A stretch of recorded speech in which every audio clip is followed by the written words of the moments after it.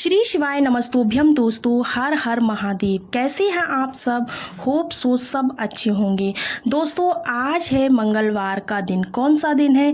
पूज्य गुरु जी ने अपनी अभी कल की श्री शिव महापुराण कथा में कहा था मंगलवार के दिन किया जाने वाला 11 गेहूं के दाने का एक ऐसा विशेष उपाय बताया जो उन्होंने आज तक अपनी किसी भी कथा में नहीं बताया है।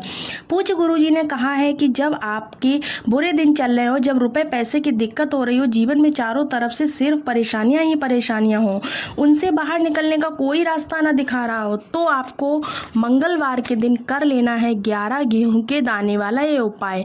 हर मनोकामना पूरी मिलेगी, सभी दोषों से मुक्ति मिलेगी, इतना धन आएगा कि आप संभाल नहीं पाएंगे। माता लक्ष्मी की और महादेव का आशीर्वाद आपको पूरे साल बरसता रहेगा।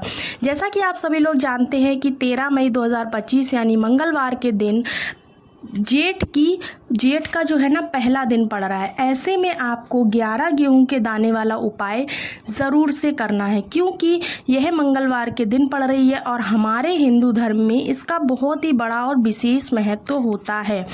पूज्य गुरु जी ने कहा है कि अगर कभी भी मौका लग जाए, जेठ के महीने में मंगलवार की तिथि पड़ जाए, परिवा के दिन यानी प्रतिपदा के दिन, तब आपने ये 11 गेहूं के दाने वाला उपाय तो अवश्य करना चाहिए, क्योंकि इन दोनों तिथियों का संयोग जो है बहुत ही कम आता है।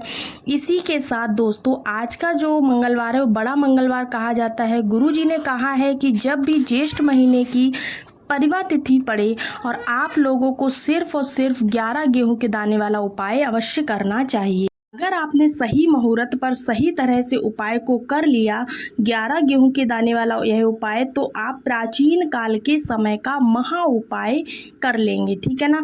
मान के चलिए दोस्तों, महादेव जी के आशीर्वाद से आपके जीवन का कितना ही बड़ा दुख हो, उससे आपको मुक्ति मिल जाएगी।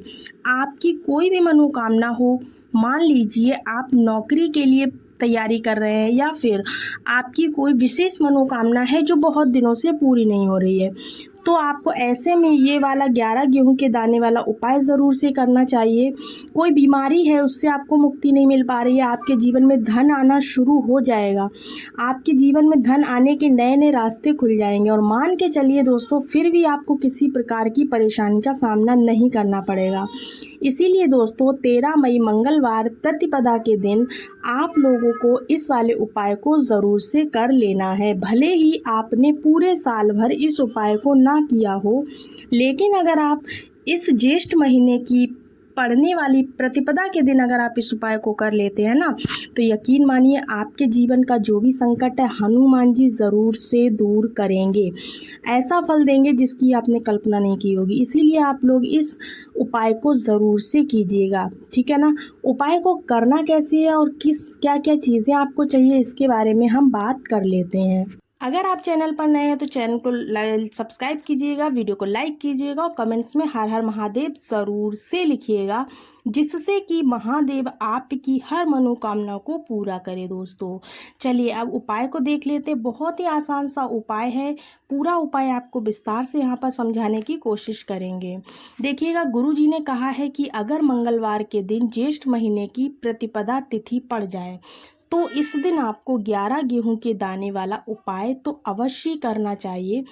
देखिए, यह जो उपाय होता है, यदि आपके जीवन में कर्जा बहुत अधिक है, आपके जीवन में संकट बहुत अधिक रहते हैं, आपके ऊपर बहुत एक अधिक विपदा आती रहती है, बार बार आपको अपने व्यापार में हानि होती रहती है, धन की हानि हमेशा ही देखने को मिलती है, यानी कि आपको प्रत्येक कार्य में हानि ही हानि हो रही है, तो आपको यह उपाय ज़रूर से करना चाहिए। बहुत ही सिंपल उपाय है, कुछ भी ज़्यादा आपको लेना नहीं है, 11 गेहूं के दाने से करना है। कैसे करना है तो चलिए समझ लेते हैं।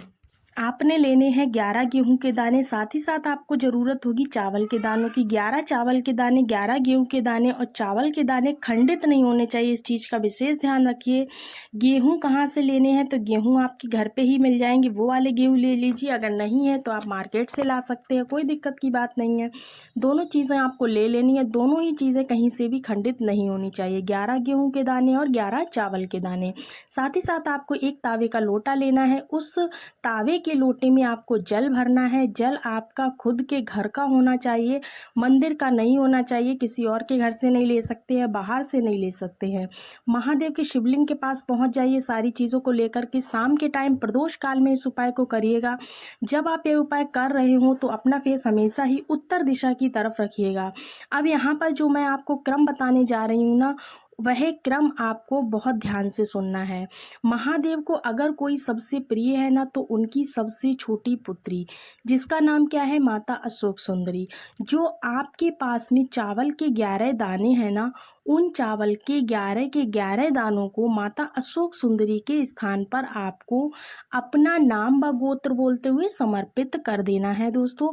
साथ ही साथ आपको क्या करना है, चावल के दानों को रखने के बाद में जो आपके पास में तावे का लोटा है जिसमें आपने जल भर कर रखा हुआ है, उस जल को हमें क्या करना है, हम जल यहाँ पर नहीं चढ़ाएंगे, सिर्फ और सिर्फ माता पार्वती का जो हस्त कमल है, आपको हस्त कमल पर ही आपको गोल गोल करके जल को समर्पित करना है। उसी जल को और कहीं भी नहीं आपको चढ़ाना, ठीक है। माता सुख सुंदरी के स्थान पर, ना तो शिवलिंग के ऊपर, ना तो आपको किसी और स्थान पर, केवल माता के हस्त कमल पर गोल गोल आपको चढ़ा देना है। अब आपके पास में बचे हुए हैं 11 गेहूं के दाने। उन्हीं 11 गेहूं के दानों को आपको अपनी मनोकामना, अपने विशेष काम को कहते हुए महादेव के शिवलिंग के ऊपर आपको ज्येष्ठ महीने की प्रतिपदा को, जो कि मंगलवार के दिन पड़ रही है, प्रदोष काल में आपको चढ़ाने। आपकी जो भी मनोकामना होगी, जो भी विश होगी, आपकी महादेव जरूर से पूरी करेंगे। अन्न को समर्पण करने से, उस खासकर गेहूं को समर्पण करने से हमारी इच्छाएं पूरी होती हैं। और अगर वह दिन मंगलवार का हो, तब तो इससे सुंदर संयोग कुछ हो ही नहीं सकता है। आपको इच्छाओं को पूरा करने के लिए बहुत ही स्पेशल सा, बहुत ही प्यारा सा उपाय आप सभी को ज़रूर करना है। ये ध्यान में रखिएगा कि यह जो उपाय है प्रदोष काल में करना है। देखो, गुरु जी ने कहा है कि भगवान शिव के शिवलिंग पर 33 कोटि देवी देवताओं का वास होता है। अगर हम शिवलिंग के सामने कुछ भी उपाय करते हैं तो हमारे सभी देवी देवता हमसे खुश हो जाते हैं। यह उपाय आपको अवश्य करना है। सुबह के टाइम नहीं करना है, आपको प्रदोष काल में ही करना है। इस बात का विशेष ध्यान रखिएगा। इस तरह से अगर आप इस उपाय को कर लेते हैं, 11 गेहूं के दाने वाला उपाय, तो आपको ज़रूर से आपके काम में सफलता मिलेगी ही मिलेगी। साथ ही साथ दोस्तों आपको बता दें कि आज के वीडियो में हमने जिस उपाय की बात की वो उपाय एकदम नया है, तो इस उपाय को आप करके ज़रूर देखिएगा। अन्न का दान होता है एक तरह से, तो इसको ज़रूर कीजिएगा। इसके अलावा आपको बता दें, चैनल पर आपको बहुत सारे उपाय मिल जाएंगे। आपकी जो भी समस्या है वो समस्या डालिए और चैनल का पीछे से नाम डालिए शिव उपाय विद ऋचा, आपको वही उपाय निकलकर बिल्कुल सामने आ जाएगा। हम दूसरे उपाय की बात करें तो यहाँ पर आपको 2 फूल वाली लौंग लेनी है। लौंग के साथ में आपको मात्र थोड़ा सा शहद लेना होगा और इसी के साथ में आपको तावे के पात्र में जल भरना होगा। जल भरने के बाद अब देखिए, इन सभी सामग्रियों को लेकर के आपको पहुँच जाना है भगवान शिव के मंदिर में। मंदिर में पहुँचने के बाद देखिए, जब यह उपाय आप सुबह से लेकर शाम तक, प्रदोष काल तक किसी भी समय आप कर सकते हैं। सबसे पहले तो आपके पास में जो 2 फूल वाली लौंग है, उन्हें आपको शहद के अंदर अच्छे से डुबोना है, यानी कि अच्छे से दोनों लौंगों पर आपको शहद चढ़ा देना है। उसके बाद में लेपन करना है। लेपन करने के बाद अब आपको जो आपके पास में 1 लोटा जल है, उस जल में सबसे पहले तो उसे शिवलिंग पर आपको धीरे धीरे समर्पित करना है, श्री शिवाय नमस्तोभ्यम बोलते हुए जल समर्पित कर लीजिएगा। उसके बाद में आपके पास में जो 2 लौंग हैं, शहद में लिपटी हुई जो 2 लौंग हैं फूल वाली, उन लौंग को आपको कहाँ पर समर्पित करना है, तो ये आपको शिवलिंग पर ही अर्पित करना है। और आपको प्रार्थना करनी है कि जीवन में जो रोग है, जो बीमारियां हैं, जो हमारे जीवन में दिक्कतें आ रही हैं, वो सारी की सारी समाप्त हो जाएं। अगर आप ऐसा कर लेते हैं मंगलवार के दिन, यकीन मानिए आपके जीवन की सभी समस्याएं दूर हो जाएंगी। होप सो आपको उपाय अच्छे लगे होंगे। दोनों ही उपाय बहुत इंपॉर्टेंट है। अगर अच्छे लगे हो तो वीडियो को लाइक ज़रूर कीजिएगा, चैनल को सब्सक्राइब ज़रूर कीजिएगा।